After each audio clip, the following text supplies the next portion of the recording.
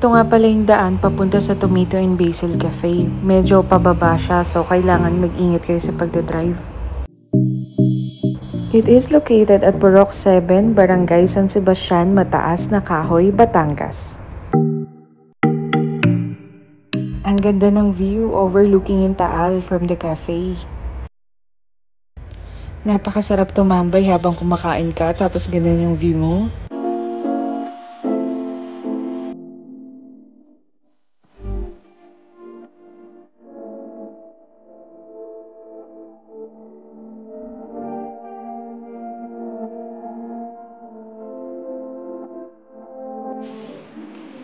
Hi ka naman, babe.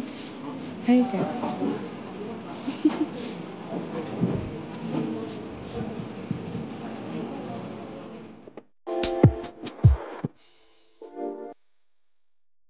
Perfect place nga din pala to para sa mga plantita.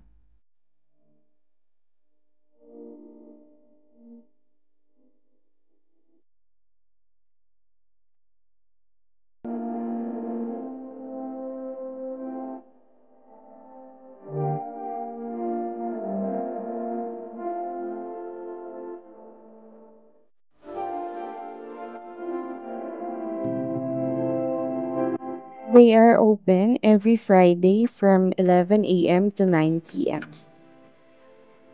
And also on Saturday and Sunday from 7 a.m. to 9 p.m.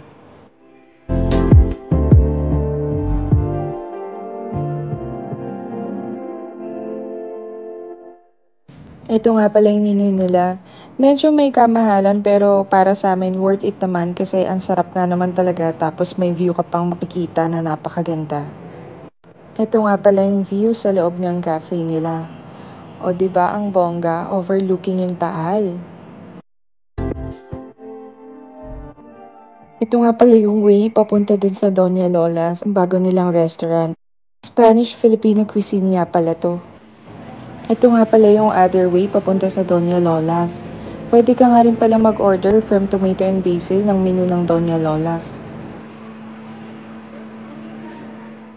First time lang namin na-try ito at hindi namin in-expect na masarap din pala to kasi normally ang in-order namin is yung Caesar salad lang nila. Kung mahilig ka sa cheese, magugustuhan mo tong spinach and feta cheese ravioli nila. Ano? Mang Tomas. Sorry. Mang Tomas eh. Lasa niya nilalagay sa tinapay. Mang Tomas. It is also a pet-friendly cafe. They are free to roam around as long as hindi naman nakakabala sa iba.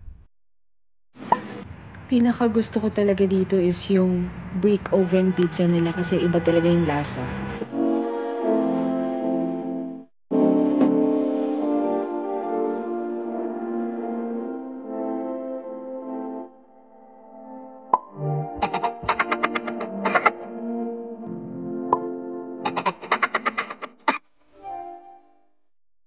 Straight there, ravioli, 10 being the highest, so 8 over 10 siya for me.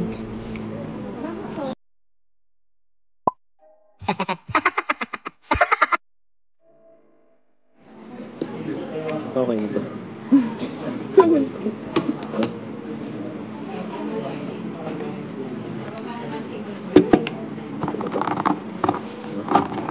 Ito.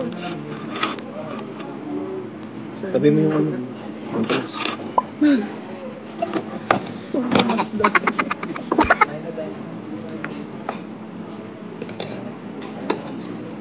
Yung tinapay mo. Okay, dyan. Guys, oh. Tingnan niyo to guys, oh. Tingnan niyo naman. Ano? Puro damo. Kita nyo naman, ang crispy niya tignan, no? Kasi sobrang fresh. Puro dahon.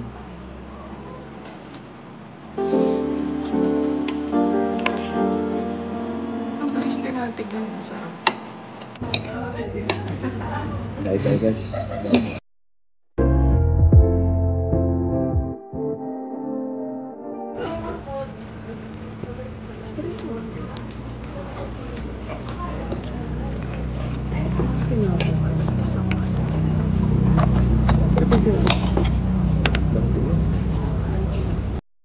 Ayun, na-enjoy naman namin yung damo-damo, lalo na yung husband ko. Charot.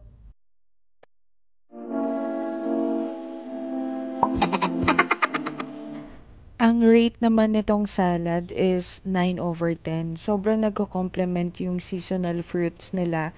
Hindi ko alam kung ano yung nilagay nila na yun, pero ang tamis. Tapos nagko-complement siya dun sa cheese na ginamit nila for the salad. Mahal guys eh. Pero sarap.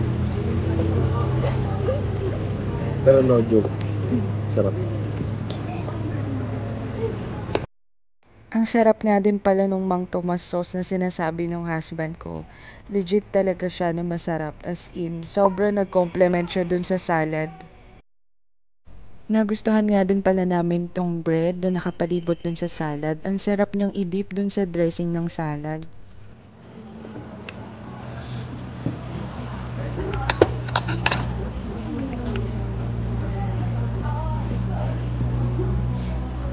Alat siya.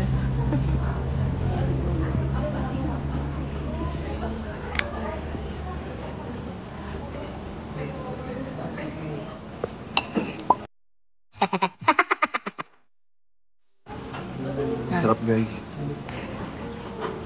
O rate mo from 1 to 10, 10 is the highest. Ano? Ha? 10 is the highest, ano nga? 10 siya. Tomato and basil, baka naman.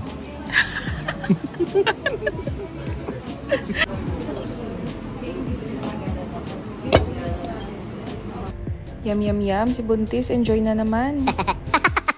Ito nga pala yung favorite part ko, yung pagkain ng pizza. So ayan, ini-enjoy muna namin habang nagdadaldalan kami kung ano-ano lang naman ang pinag-uusapan namin.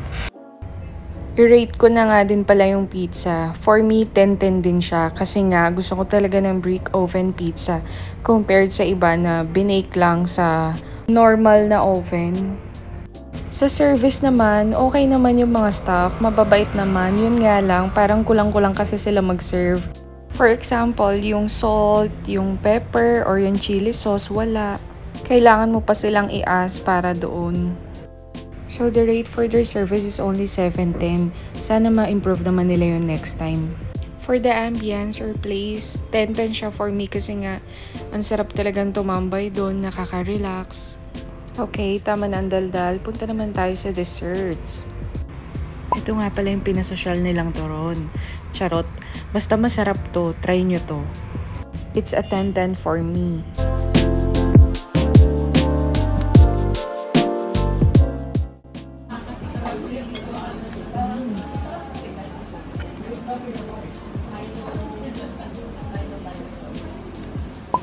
Sa loob.